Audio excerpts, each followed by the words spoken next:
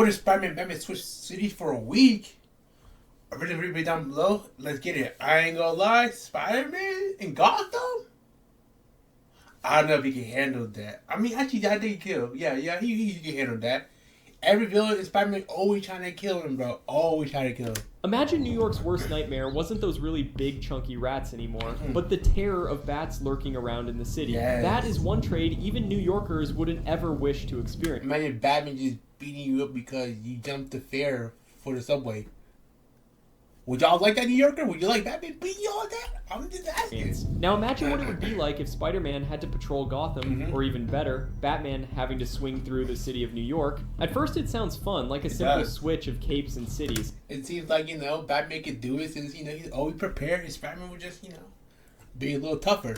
But the more you think about it, the more you realize it wouldn't be easy. Not even close. Every little maybe, we'll see. detail of their lives, right from the people around them, the streets, even the air they breathe in, would all be very different. Indeed. And that's before we even get to them dealing with the villains. True that. Let's start with the obvious, the cities. Gotham is dark, it's rainy, it's cold, and it feels alive in its own twisted way. And the thing is that makes Batman is dark, mysterious, and he's built for that environment. Well, Spider-Man is more of a charismatic, always joking type dude. Every alley, every rooftop, every shadow could hide danger. Yep. Criminals don't just break the law here. They thrive on chaos, obsession, and fear.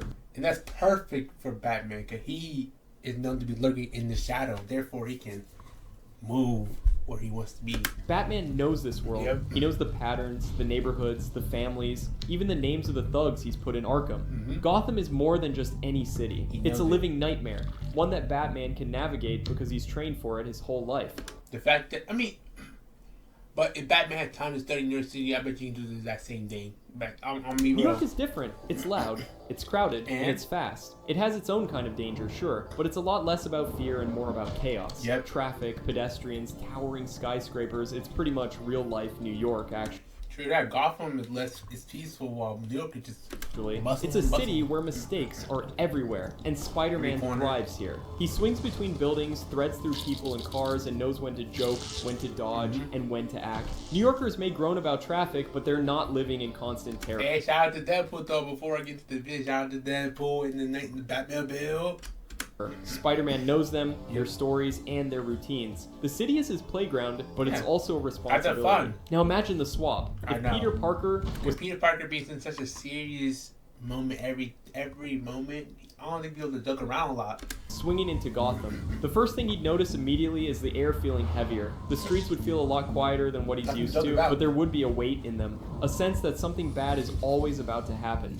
He can't just swing around cracking jokes. The citizens of Gotham are wary, sometimes even hostile. So his usual style, which is being playful, reactive, improvisational, would... If someone starts playing around, people around you start to be like, hey, this nigga a little bit heavy, but they're gonna jump your ass, nigga. They're gonna jump you. You're saying that one moment, 1v1. He's used to a city where criminals plan for years, not minutes. So every encounter could escalate quickly. Even helping someone across the street carries risk because Gotham doesn't reward small kindnesses. Meanwhile, I think every citizen is probably has something, a knife, a gun on them, on standby, just in case someone wants to pull up on them. While Batman in New York is a fish out of water in another way. Gotham is predictable in its unpredictability. Batman knows the rules of the game. New York, though, it's messy. Criminals here are not obsessed with fear and terror. They're rather unpredictable in a whole different way. They don't give a fuck who's in the way. Mary Jane, Aunt May, Mama, Daddy, Uncle, Sister, they're gonna blow them up,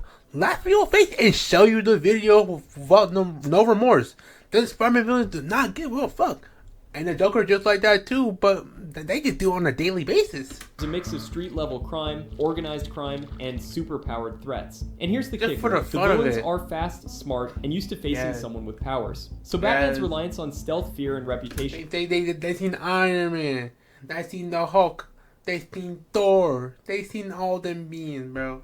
I ain't saying DC heroes are like that, but they gotta go through. They're in New York City. They see superhero on a daily basis. It doesn't work as well when he's unknown and constantly outmaneuvered. Even the little things matter. Peter's life in New York is messy but human. He has Aunt May, Mary Jane, Harry, friends at the Daily Bugle. There is anchors. If he's in Batman has anchors. He's Robin. He got Alfred, Catwoman. Joker. Gotham, suddenly those anchors disappear. Alfred can help, sure, but he isn't Peter's quirky, empathetic support system. Hey, he can be. And Batman, removed from the Bat family, loses his stabilizers. Alfred, Robin, Red Hood, Nightwing, they're what keep him grounded. Without them, even a small mistake could escalate into a disaster. But does he get them, and then though? There's the villains. Spider-Man in Gotham faces the likes of the Penguin, Riddler, Two-Face, and Okay, but these are like normal humans, though. But they ain't like normal. But like they're just like, I mean, you know, they get hit, they gonna get knocked out. He did like one super punch, he into the jaw, they gone. The Joker. On paper, these are terrifying names, but for Spider-Man, they're doable. Yeah. These villains rely on fear, planning, and manipulation. They don't have super strength or alien tech. Nope. Spider-Man's agility, reflexes, and spider sense give him a huge edge. Thinking about Scarecrow's fear toxin, spider sense helps him dodge the worst. He wouldn't How care. about Two-Face's traps? Well, he can just simply swing around them. Joker's chaos, Peter's tricks might actually frustrate him more than I think Joker might have a little edge on. I don't he know. expects. Spider-Man in Gotham would struggle. Spider-Man would still be Joker, but I think he'll have a little fun with Spider-Man. Morally. Man, family. Yes, but physically, Same. he'd survive. Batman in New York has a much rougher week. Green Goblin, Doc Ock, Venom, Carnage. These guys are on an entire... Okay. Carnage and Venom will absolutely, I don't know. If they jump Batman, they ain't Bane. Them is two different things. I don't know, Batman. I don't think entirely he's another Batman. level. They have super strength, alien-like resilience, and intelligence that rivals Bruce's own. Yes. Preparation helps, sure, but not the way it does in Gotham. Batman can't rely on fear and shadows when facing someone who's stronger, faster, and more willing to break him physically. I don't know about faster. Venom and Carnage, He's a especially, flying are machine, terrifying. right? They can just shrug off his sonic attacks, flames, and conventional weapons. Batman Can might they outthink really? them What? That doesn't make sense. If their weakness is fire and sound, wouldn't they just, that would be their weakness? If they're just gonna shit off the weakness, then there is no weakness. What? Rarely, but one slip, one miscalculation, and it's over. Even Green Goblin's insane intellect and Green gadgets Goblin doing could too make much, bro. Batman's part. No. Green Goblin is unpredictable. You can't predict the unpredictable. Green Goblin is not predictable. No. Intensive style No. seems slow. The psychological contrast is fascinating. Spider-Man thrives under pressure. He's used to losing, to making mistakes, and facing consequences. All but in one Gotham's day. moral grayness tests him in ways All New in York one never day. could. Every decision has a ripple effect. Saving one person might doom another. He's constantly weighing ethics against practicality, and sometimes no choice feels right. That's For what I'm someone saying. used to helping, being limited by circumstances would be very frustrating. Batman, by contrast, is all about control and planning. New York strips that away. Threats are Nah. I feel like Batman. I feel like Batman could. chaotic I don't and know. superhuman. Yeah, you're right. I don't think he can go. Actually, he's a lot slower when it comes to traveling. So I guess New York would be a little tougher for him to Can't handle. always prepare for every eventuality. He's used to a city where fear and reputation work as tools. Yep. In New York, however, those tools are meaningless against enemies who can tear through. Not necessarily. They people. You know, they still fear Spider-Man. They see him. They still fight him, but they still have a little fear when it comes to Spider-Man because they know he whooped their ass last week. Steal, manipulate machines, or fly. Batman's mental strength is tested in a different way. It isn't through moral dilemmas, but through sheer unpredictability and physical danger. Even lifestyle adjustments become nightmarish. Peter would need to navigate Gotham's bureaucracy, its corrupt cops, and its oppressive social How would he structure. do that, though? Every rooftop patrol would become a calculated risk. Every encounter did be potentially life-threatening. Meanwhile, Can Spider-Man beat Bane though? That'd be crazy. Cause Batman would have to dodge cars, avoid panic crowds, and keep his presence a secret in a city where everyone is watching. I know, Gotham that'd be kinda teaches hard for patience. New York demands improvisation. Spider-Man would feel constrained. Batman would feel overstretched. And the human side of it, Peter's humor, empathy, and kindness. There would be no humor, clash bro. With Gotham's grim outlook. there's no humor in Gotham, bro. Everybody is getting packed up just for talking, just for walking. Even helping like, someone is crazy. emotionally taxing because gratitude is rare and the danger is constant. Batman's stoicism, on the other hand, could seem overbearing for the citizens of Maybe. New York. Civilians might not understand his methods, mistakes that are minor in the city of Gotham. Or Yeah, I don't know if they want to see a regular, you jaywalk and a nigga, combos you.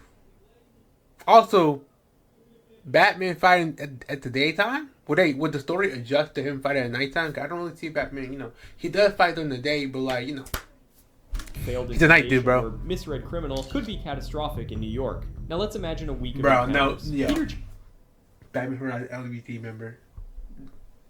paces the Penguin through the sewers, swinging between pipes slick with rain. He also hears the Riddler's riddles echoing down the tunnels. Traps are rigged everywhere. For Spider-Man, every web shot, every landing has to be perfect. One misstep could snap a web line or send him down into the pits. In the end, his reflexes would save him, but he did be left exhausted, wet, and cold. It did be emotional exhaustion that would creep in slowly onto him, as he realizes that no amount of humor or goodwill will make Gotham appreciate him. For Batman, though, it would be... Why you want to be... You're fighting a bunch of villains. What? Appreciate it. Yeah, I ain't gonna lie. The people will still be scared. Cause like, you stop... I mean, actually, you'll be stopping crime faster, though. I don't understand that.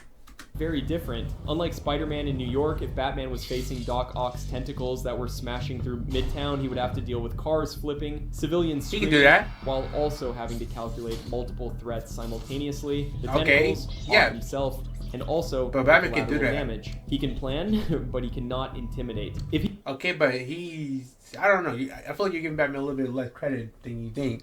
Batman can definitely handle a situation like multiple things at once. I don't think he was facing Venom then, he might just shrug off his best gadgets. Carnage might break through every trap he sets. Every fight for him would be a test of improvisation, stamina, and facing intellects under pressure. Batman can't just rely on prep time. He would need to adapt. But Batman is good under pressure. Have you not watched movies and shit? I mean... real time, often reacting instead of anticipating. Bruce would very often feel the pressure of unpredictability, not from fear itself, but from pure, raw chaos. And by the end of the week, both heroes would learn something vital. Spider-Man would understand the relentless obsession and psychological burden that Batman carries daily. Living in Gotham, he would experience firsthand the moral compromises, the constant threat of failure, and the weight of fear that defines Batman's very... having no power, but having villain go cyclically through your brain is crazy. Existence. Especially the Joker. Batman, meanwhile, would feel what Peter deals with every day. A city that never sleeps, enemies that would defy expectations, and civilians who can be both help a spider and fighting an alien is crazy. Each of them would grow, learn, and be humbled at the same time. The experiences would highlight what makes each of them remarkable. It isn't just their powers, but their ability to adapt, empathize,